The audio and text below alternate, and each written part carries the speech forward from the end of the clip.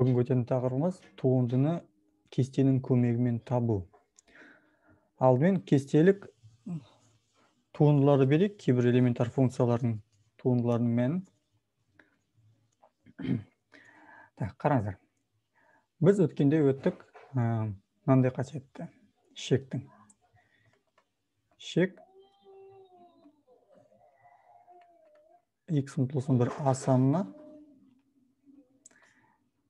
егер екі функцияның арасында қосу немесе азайту тұрса,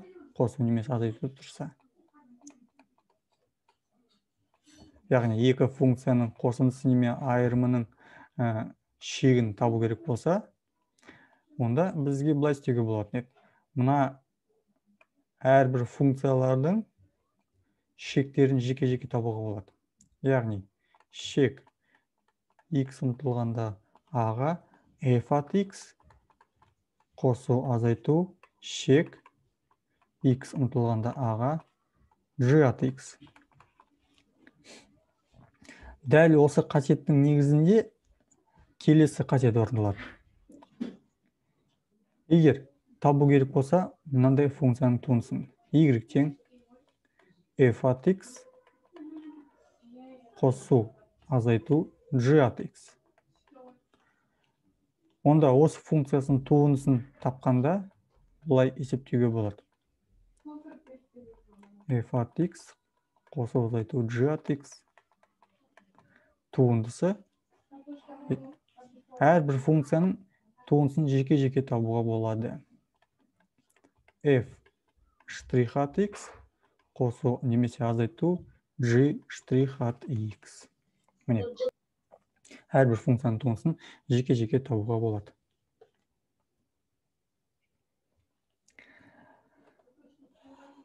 Жақсы.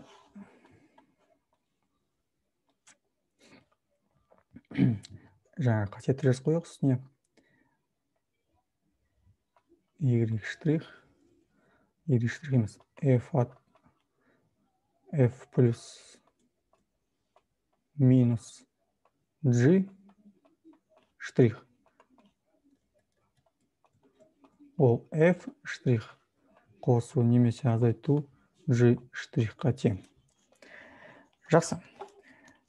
Енді кейбір элементар функциялардың туындылардың формуласын берейік. Мысалы, мынандай болсын бізде. Тұрақты сан болсын. Тұрақты сан c.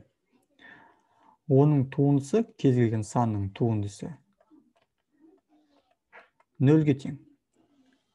Кез келген санның туындысы 0-ге тең. Мысалы,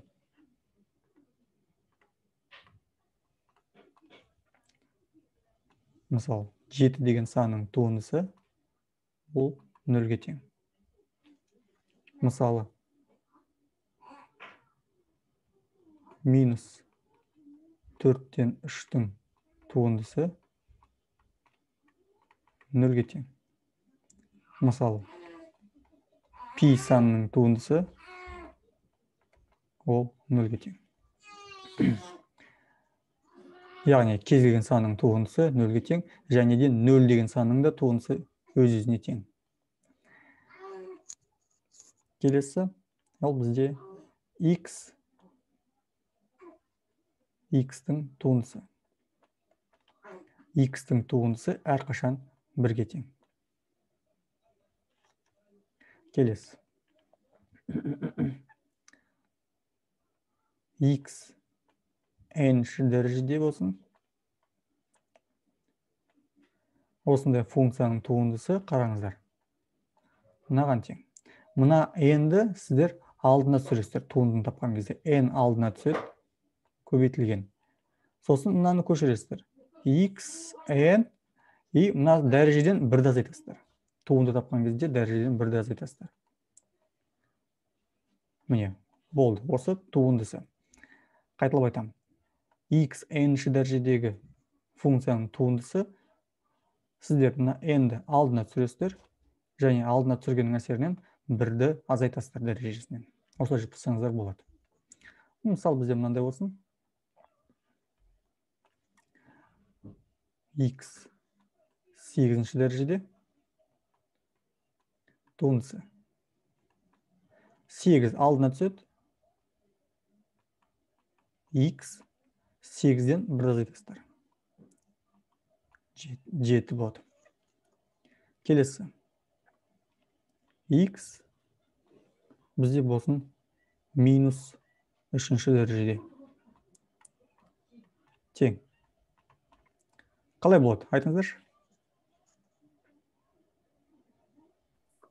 Минус 3 көбейтілген X минус 2. минус 3-тен 1-ді азайтқан кезде неше болады? Минус 3-тен 1-ді азайтқан кезде. Минус 4. Минус 4. Түсінікті ма? 1-ді азайтасыздар. Міндетті түрде 1-ді азайтасыздар. Дәрежесінен. Жақсы. Келесі. Түбір астында X функциясының туындысы ол бізде тең мынаған 1 бөлінген 2 түбір астында X-қа. 1 бөлінген 2 түбір астында X-қа.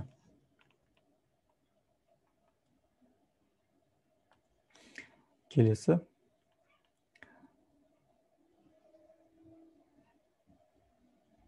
Егер бұлай болса, қараңыздар. C деген санымыз бір функцияға көбейтіліп тұрса, яғни тұрақты коэффициенті бар болса, және осының туындысын табу керек болса, сіздер мына C-ны шығарып жіберсеңіздер болады алдына. C көбейтілген F штрих от X деп. Яғни мына X-тің ешқандай, мына тұрақты санның ешқандай қатысы жоқ болып қалады мына туындыға. Мысалы, 5 көбейтілген X куб. Осындай функцияның туындысын табу керек. Қараңыздар, 5-ті шығарып жібересіздер жақшаның сыртына. Сонда бізде тек X кубтың туындысы ғана қалады. А ол тең 5 көбейтілген X кубтың туындысы неге тең? Көбейту X квадрат. X квадрат. Сонда 5 пен 3-ті көбейтесіздер. Болады 15X квадрат. Жақсы. Енді мысалдар қарастырайық. Есептеріміз бар бізде. Функциялардың туындысын табыңдар дейді. Бірінші есебіміз.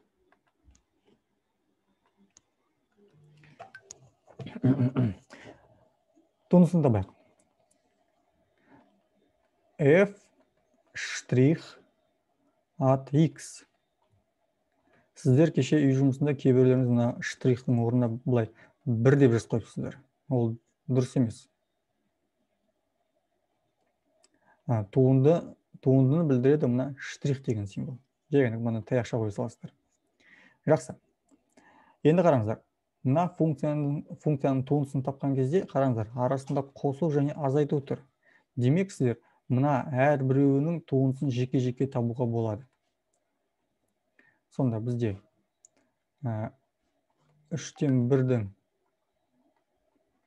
X кубқа көбейтіндісінің туындысы қосу 2X квадраттың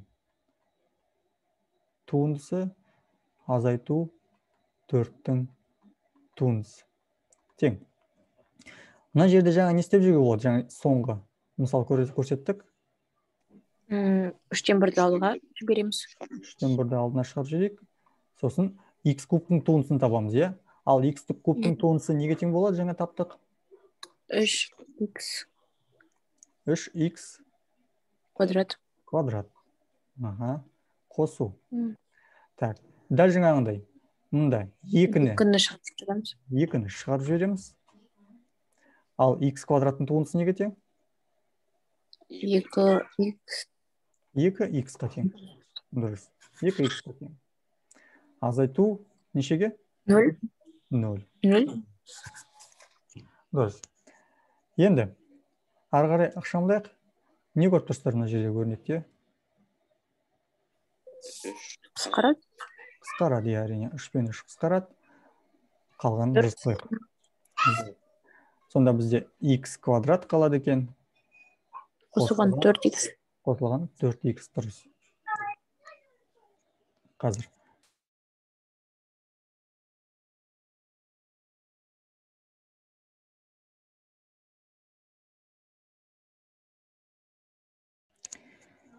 Сонда бізде есептің жауабы f' от x тең екен x квадрат қосылған 4х-қа. Сонда бізде мына функцияның туындысы, мына бір функцияның туындысы мынаған тең екен. Сіздер алдыңғы сабақта, кешегі сабақта осындай функциялардың туындысын қолмен есептеп үйрендіңіздер. Яғни анықтамасы бойынша.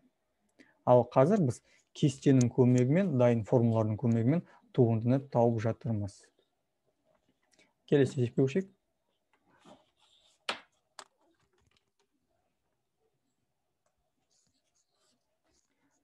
Келесі есепке көшейік.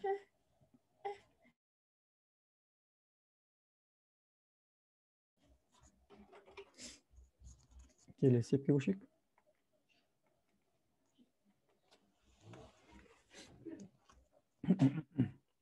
Шешу. F функциясының туындысы. f' от x тең. Так. Әрқайсының туындысын жеке-жеке табамыз. Мұнда түсінікті 4х 8-ші дәрежеде туынды қосылған түбірасында x-тің туындысы. Енді қараңыздар, жаңағындай. Мынандай түрдегі функцияның туындысын тапқан кезде 4-ке тиіспей қоюға болады. 4 тұра береді. Көбейту. Ал x 8-ші дәрежедегі функцияның туындысы неге тең болады? 8-ге. 8 7-ші дәрежеде. X 7-ші дәрежеде қосылған. Ал мынаның туындысы жаңа айта кеттік. 2 түбірасында x бөлінген 1. Иә, 2 көбейтілген түбірасында x-тан 1. Мынаның туындысы жаңа біз сіздерге беріп кеттік формуласын. Так, ары қарай біраз ықшамдайық. Мұнда 4 пен 8 ғана көбейту керек болды. Қалғанын қалдырамыз. Сонда болады 32 көбейтілген x 7-ші дәрежедегі қосу 1 бөлінген 2 түбірасында x-қа. Жауабы. Сонда f функциясының туындысы біздегі тең екен 32x 7-ші дәрежеде қосылған 1 бөлінген 2 түбірасында x-қа. Есеп аяқталды.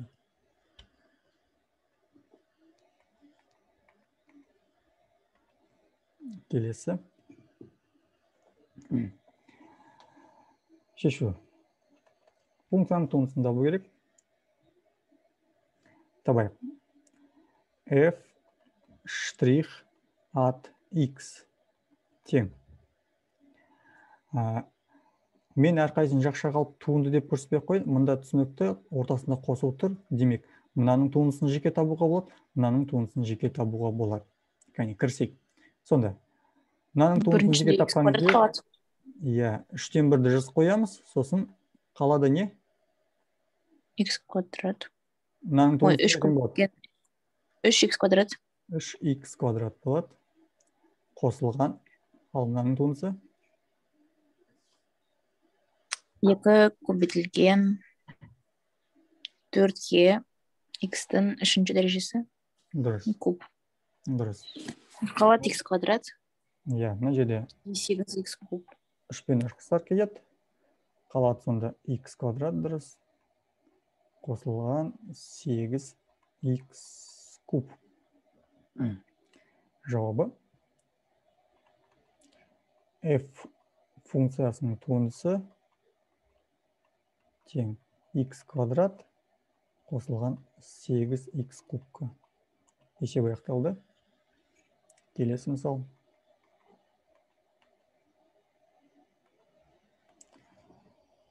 Функцияның туындысын табу керек. Шешу. f' от x тең. Так, қане, не болады? 4 көбейту 6 x'in 5 дәрежесі. Қосылған 7 көбейту 5 x'in 4 дәрежесі. қосылған 0. 0. Тең. Енді есептеу керек қалған сонда. 24 қосылған 35 болды. Жауабы.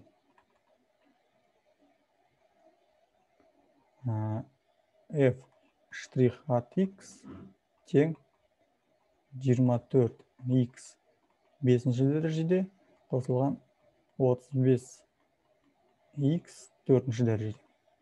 Айта кететін нәрсе, сіздер қараңыздар, осылай есептің берілгенін көшіріп алып, тең деп, ары қарай туындысын тауып кетуге болмайды. Мына жерде туындыны тауып кетуге болмайды, тең деп жазып. Көп оқушылар ерініп, мынаны жазғанда ерініп, тура туындыны таба салады. Олай болмайды, ол қате болып саналады. Неге? Өйткені сіздерде f от x сіздерде әрқашан тең бола бермейді f штрих от x-қа. Сондықтан арқасына теңді қойып, туындысын таба беруге болмайды. Келесі есеп.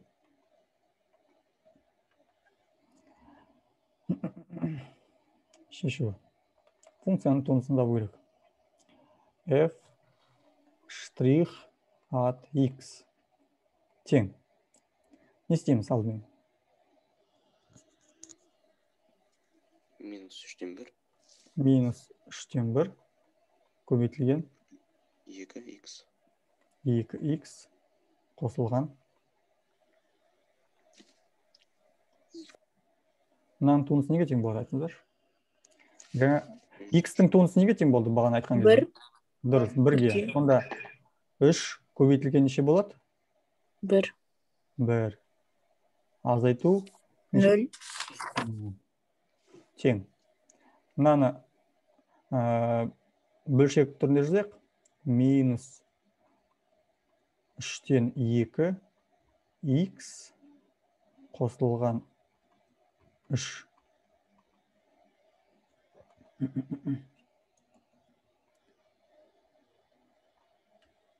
Жауабы f штрих от x тең минус 3-тен 2x қосылған 3-ке. Есеп аяқталды. Келесі.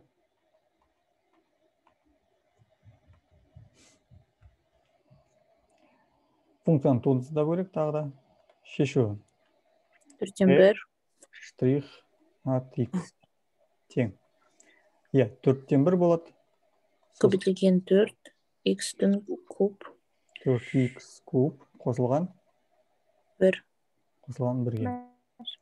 Тең болады. 4 пен 4 қысқартып жібереміз мына жерде. Қалады x куб қосылған 1-ге. Жауабы f штрих от x тең x куб қосылған 1-ге. Келесі есеп. Так, мынаны шығардық. Мынау бізде.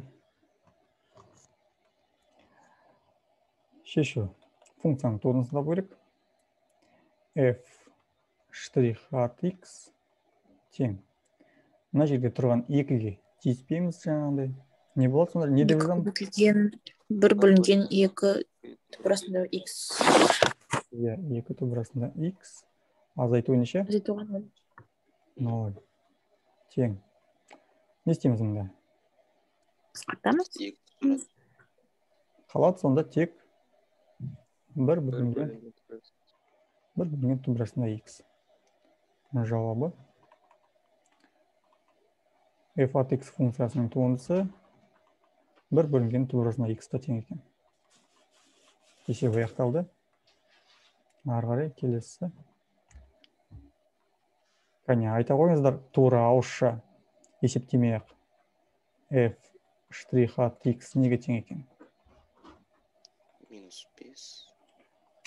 Сонда минус неше болады? Айтыңыздаршы, сразу есептеп көріңіздерші. Тура. Минус 5. Минус 10x. Минус 10x қосылған 1 қосылған 0. Ну, 0 жазбай қояйық. Сонда жауабы f штрих от x тең минус 10x қосылған 1-ге. Есеп аяқталды. Түсінікті ма? Барлығы? иә. Так, сіздерге қазір осындай есептер жібереді, сол есептерді орындап маған жібересіздер. Так, қазір.